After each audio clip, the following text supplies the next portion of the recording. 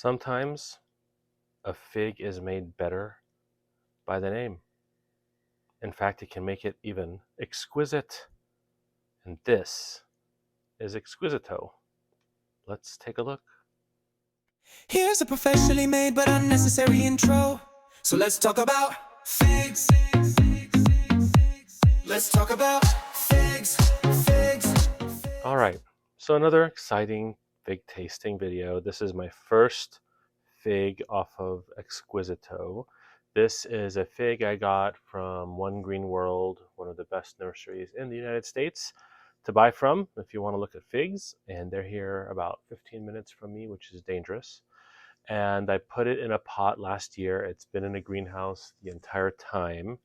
And so this is the one Breba crop that came off of it. Now, you may be saying, but figologist, why do we only see your manly hands? Where's the rest of you?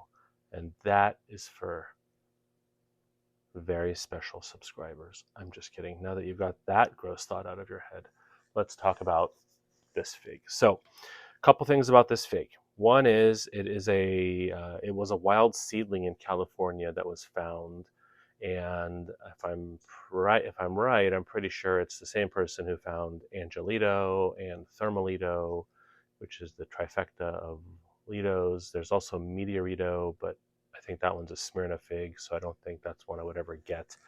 Um, it's a dense fig. It has an open eye, which may not be the best for humid conditions or places with a lot of rain, but it has some heft to it.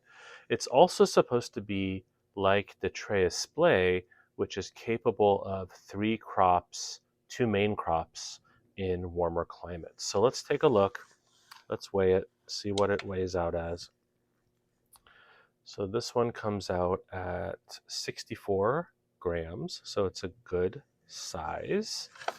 Let's push this out of the way and take a look at this fig. So we'll go right down the middle. Probably could have used an extra day.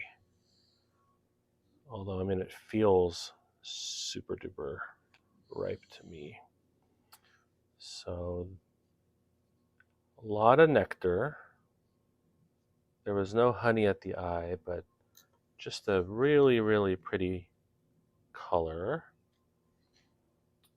So that is what it looks like. A little bit, again, of that ostial spoilage. So just like with some of the other figs, we'll just take that off when subjecting my family to the tasting.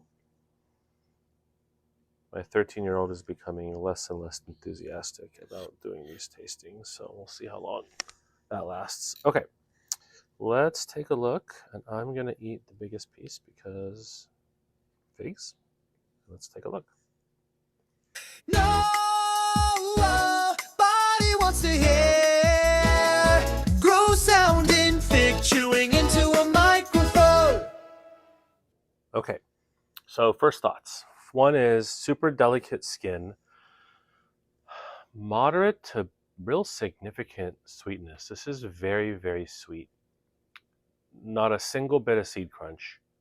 And I mean, it's still on my palate, and I would just say this is watermelon. This is like straight watermelon to me.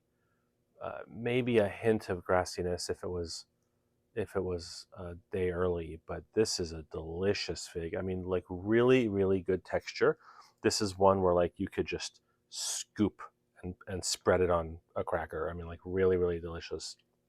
So, I mean, I think I'm always selfish and looking out for things that I could grow in the ground here in the Pacific Northwest. I do not think this is that fig.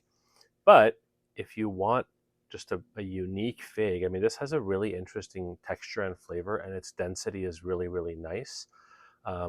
It's supposed to be a little blacker as it gets riper, but this thing, as I was just checking the fig, it fell off into my hands. It's something that if you have a greenhouse or you're willing to give it a head start in your garage or a shed, for a potted plant would be very appropriate for my climate.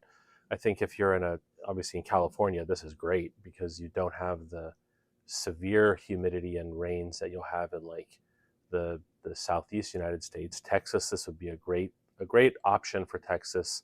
I mean, South Texas, maybe the humidity will get you, but I mean, this is a delicious fig. It's not super expensive, so it's a good one to consider um, getting if you're just interested in what it might taste like. But yeah, I mean, this was a pleasant experience. It's starting to set a little bit of main crop now, and I'll probably this was the one Breba crop, so I'll probably move it out of the greenhouse now that it doesn't need to ripen this one anymore, and we'll just keep tasting them, see what happens. I have a Moro de Caneva that I tasted before.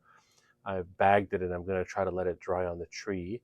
I had another Floria from yesterday. I had a second one today, and it was more watermelony like this one was, but this one was really, really obvious watermelon flavor to me. And what's interesting is the later crops, the main crops, people will say they're supposed to have like a banana taste to it, which would be really kind of intriguing. So, a lot of interesting things about this fig. I think I'm happy I have it. I'm gonna keep enjoying them as they come up, and let's keep on making these videos. I think I get great feedback from people. Thanks for all the comments, and if you think of things you'd like me to review in the future, I've got a lot of figs coming up over the summer that we'll be reviewing, and some more updated videos on the air layers and my Frankenfig and different projects I'm doing, like an espalier along the fence line and how those figs are coming. So a lot more videos coming up. And until then, I'm just going to keep working out in the yard.